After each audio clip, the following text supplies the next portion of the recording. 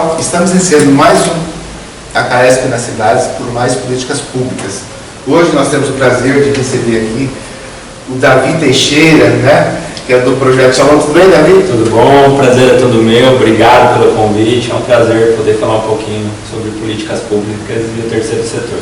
Nos fale um pouquinho da sua formação e também do Projeto Shalom, que é seu carro-chefe, né? Legal, né? Eu sou formado em administração de empresas e especializado em gestão de negócios financeiros, né? Mas o terceiro setor, ele está na minha essência, né? Eu cresci dentro de projetos sociais, né? Meu pai fundou o Projeto Shalom, então eu escrevo projetos e participo da execução de projetos desde pequenininho.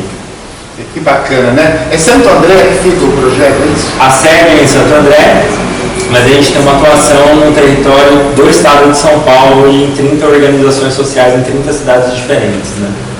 E qual que é esse trabalho? É um trabalho de ajuda do terceiro setor? Isso, a gente faz um trabalho de ajuda e um trabalho de execução também de políticas públicas na área de cultura, esporte, lazer, sempre atendendo ali de forma geral as crianças, os adolescentes e a família como um todo, em todas as áreas. Atendimento social também? Tá? Tem social, psicológico, tem as oficinas de esporte, cultura, tem rádio web, acupuntura, consultório dentário, é uma gama de projetos para fortalecer as famílias do estado de São Paulo. Você não acha que essa ausência do Estado, já de muitos anos, né, sobrou para o terceiro setor, essa questão, você não acha? O terceiro setor ele é a sociedade civil organizada, né, que se reúne para ajudar o município, o governo do Estado e o governo federal na execução das políticas públicas. Na verdade, esse afastamento acaba tendo com mesmo a questão do afastamento partidário, né? Hoje o cidadão ele recusa muito a política, né? Até pelas más condutas, né? Acaba refletindo isso de modo geral, as pessoas não querendo mais saber de política, e o terceiro setor acabou também indo por esse meio. As pessoas acabaram se afastando um pouco das organizações sociais por conta também das más administrações. Mas eu acho que tendo uma boa gestão e tendo uma boa participação e uma parceria da sociedade civil, que é o terceiro setor, com o poder público, dá para se fazer uma transformação muito grande nas cidades. Muitas vezes caminham em rotas bem diferentes, né? Bem opostas. O empresário também tem uma participação muito tímida ainda aqui no Brasil, né? E ele pode ajudar muito hoje, né? Porque ele pode fazer a destinação do imposto devido dele, né? Que são os projetos de incentivos fiscais ou de transferência de renda, né? Ou a própria responsabilidade social da empresa também, que hoje está mais em evidência, né? A questão de responsabilidade social, mas precisa ser ainda muito divulgado e disseminado isso no nosso país. Mas fontes de recursos, de parcerias que podem transformar realmente a vida das pessoas nas cidades para melhor. Eu acho que esse atraso também dessa questão ideológica, de fomento à cultura, aos esportes, à questão social, atrasa muito mais o país. Porque se você analisar, eu estava pensando o seguinte, é uma distância muito grande que se tem. Isso é a conquista que a sociedade civil teve, devido a essa ausência do próprio Estado, você acaba tendo estados paralelos. E o terceiro setor seria um Estado paralelo, mas do bem, né? Sim. Ele comunga ali as forças para poder ajudar as cidades. E dentro do terceiro setor a gente tem os conselhos, que são onde são criadas e discutidas políticas públicas para as cidades, e o terceiro setor está embutido nesses conselhos junto com o poder público. Então é muito importante a gente disseminar o que é os conselhos na cidade, conselho de saúde, da criança, de habitação, e fortalecer esses conselhos junto com o terceiro setor e o próprio governo para a execução dos projetos na cidade. A gente vê esses números das políticas públicas, né, de feminicídio, de tanto problema social. Se quem passa por um trabalho do terceiro setor de uma ONG tem outra perspectiva de vida, né? Vocês devem ter muitos exemplos lá, não é isso? Tem muitos casos bons e ruins, né, que a gente acaba convivendo com tudo, mas a transformação social e impulsionamento do terceiro setor, as organizações sociais trazem para a população é muito gratificante. A gente consegue transformar muitas vidas nas cidades. Mas aí é um empenho e conscientização mesmo de todos, da população, do poder público, dos conselhos, dos políticos, que é a política partidária que executa hoje as políticas públicas na cidade. Então é muito importante ter essa união, essa conscientização, que todos vivem na mesma cidade. A gente precisa ter esse conceito de sociedade mais aflorado dentro dos nossos corações, né? Fale para os nossos internautas sobre essas leis de incentivo, como é que funciona.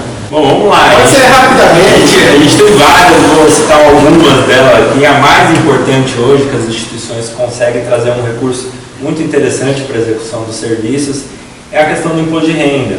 Hoje a pessoa física e jurídica, ela pode destinar uma parte do que ela vai pagar de imposto para um projeto da cidade dela. Então ela não precisa pôr a mão no bolso.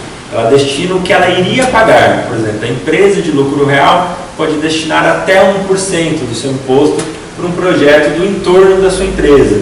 E as pessoas físicas também podem doar uma parte do seu imposto devido para fomentar os projetos sociais. Aí tem a lei do ICMS, tem a do esporte, do governo federal, a gente tem as leis também municipais, os fundos municipais que podem também alavancar esses projetos. Então é muito importante. A gente tem um estadual que hoje é um programa que está disseminado hoje em algumas organizações do estado de São Paulo, mas ainda precisa levar muita conscientização e mostrar as formas de captação, que é a nota fiscal paulista.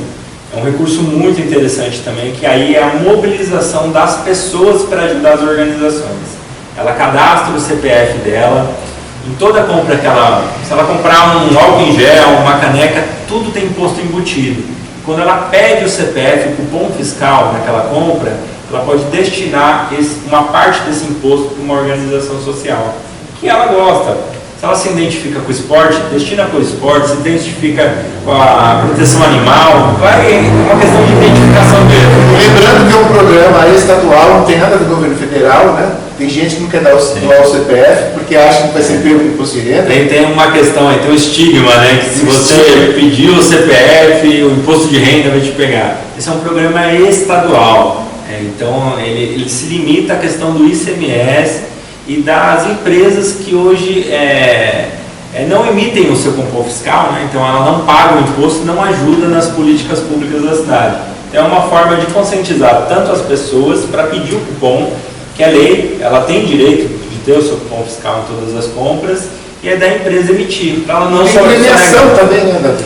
As pessoas que pedem ajuda a uma organização social, ela pode ser ainda premiada. A gente teve em novembro agora de 2020, uma pessoa física que ajuda um projeto social, ela ganhou R$1 milhão na premiação do programa. Então, tanto a pessoa física quanto a organização pode participar dessa premiação. Então, é uma questão mesmo de conscientização e levar essas informações para as organizações sociais do estado de São Paulo.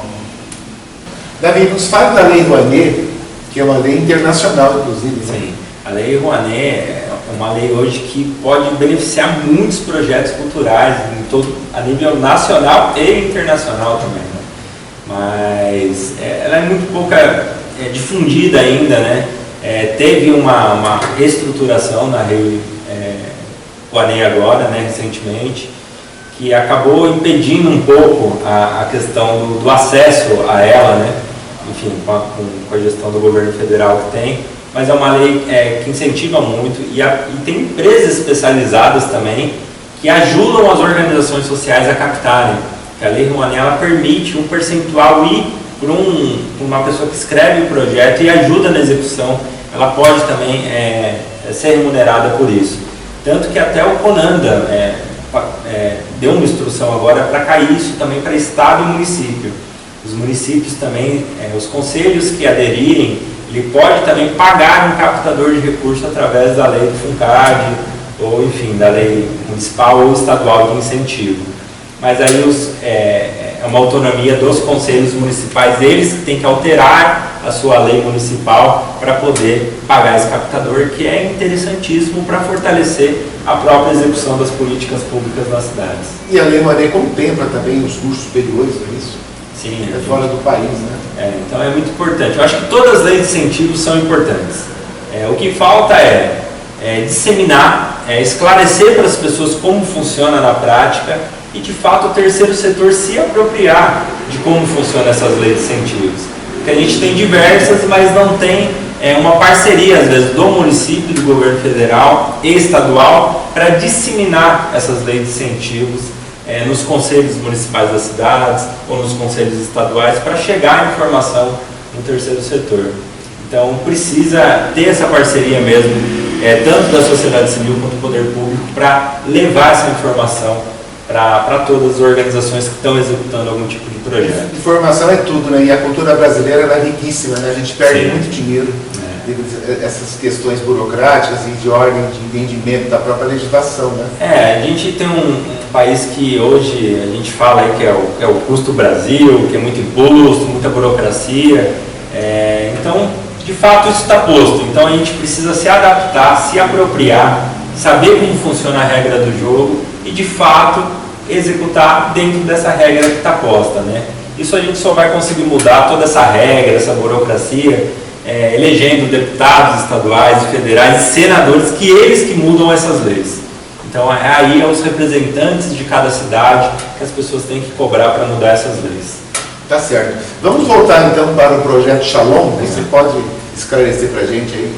Bom, vamos lá. O projeto Shalom iniciou em 90 suas atividades, quando meus pais se fundaram. Em 94 se formalizamos e viemos numa trajetória aí, né? Que a associação ela acaba indo para vários caminhos, né? A gente começou na educação, a gente tinha creche, atuava na parte de uma associação de educação cooperada com o município, até financiada pela a Fundação Salvador Arena e outras empresas da cidade. Depois a gente migrou para a área social, onde a gente se especializou numa medida socioprotetiva, que é o Serviço de Convivência e Fortalecimento de Vínculo.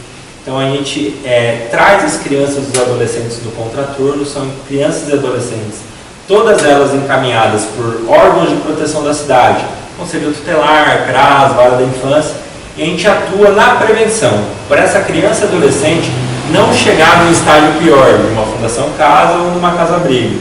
E a gente faz o trabalho também com a família, os encaminhamentos, conscientização, profissionalização da família, para a gente fortalecer o círculo familiar, para eles conseguirem tocar a vida deles sem ter uma dependência do governo ou de uma organização social. A gente é uma ponte para poder formar... Independência e empoderamento, né? É isso, a gente empoderar as famílias para ela poder caminhar com suas próprias pernas. Essa eu acho que é a missão da sociedade civil organizada e como terceiro setor, a gente fazer essa ponte para fortalecer as pessoas nas cidades e no nosso país. Davi, nos fale desse trabalho que você está fazendo, de se juntar as entidades, as associações. Como isso funciona na prática? Qual que é a ideia? Na verdade, tudo começou a gente ajudando algumas organizações dentro da nossa cidade mesmo, que foram pedindo ajuda. Uma num bairro, outra no outro, e a gente começou a se fortalecer. E na onde a gente tem a sede, na cidade de Santo André, a gente tem uma federação das organizações sociais, que é a FEASA, que ela contempla essas organizações e ajuda na parte de projetos, regularização, ajuda de forma geral para ela poder caminhar e, de fato, fazer a execução das políticas públicas. E olhando essa ideia da cidade de Santo André, eu falei, poxa vida, por que a gente não pode levar isso para o Estado, fortalecer as organizações sociais como uma federação estadual? Ou dar um pontapé e montar um núcleo e o projeto Shalom ajudar essas organizações de alguma forma. Quantas já estão fazendo parte? Hoje a gente tem 30 afiliados nesse projeto que a gente iniciou há 1 ano e meio, há 2 atrás, mais ou menos. E como faz para... Você pode falar do endereço, telefone, informações, como faz para a entidade fazer parte desse contato com vocês? Bom, a gente está disposto aí a conhecer os projetos, ajudarem na formalização, escrever os projetos, na execução e na prestação de contas desses projetos.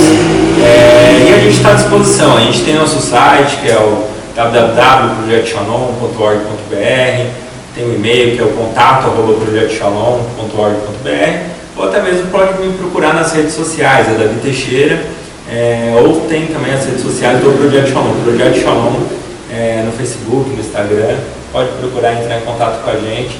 E a gente está fazendo essa união para juntar forças mesmo, e a gente conseguir levar mais prestação de serviço para as cidades aí do estado de São Paulo. E a união faz a força, né? A união faz a força, juntos somos mais fortes. Juntos somos mais fortes, só às vezes somos nada, né? Davi, muito obrigado pela entrevista aqui, né? Queria que você fizesse suas considerações finais aqui sobre o terceiro setor. Legal, eu que agradeço, obrigado Ney, obrigado Sônia, professor João que me acompanhou hoje aqui na explanação aqui, poder somar forças aqui na cidade de Diadema, uma cidade que eu gosto muito, a CAESP está com a sua sede aqui sediada em Diadema, é uma cidade que eu trabalhei 10 anos seguidos aqui no setor financeiro, tenho muito carinho por Diadema, apesar de ser andreense, eu convivi mais em Diadema do que em Santo André, né? Diadema é um lugar fantástico, aqui eu falo que é sempre um dos maiores laboratórios do Brasil, está em Diadema, você quer aprender coisas aqui? Obrigado pela oportunidade e estamos à disposição. Que a gente puder ajudar, somar força, pode contar conosco. Muito obrigado. Se você gostou do nosso programa, dê um like e compartilhe nas suas redes sociais. E nós ficamos por aqui com mais uma CAESP nas cidades, por mais políticas públicas.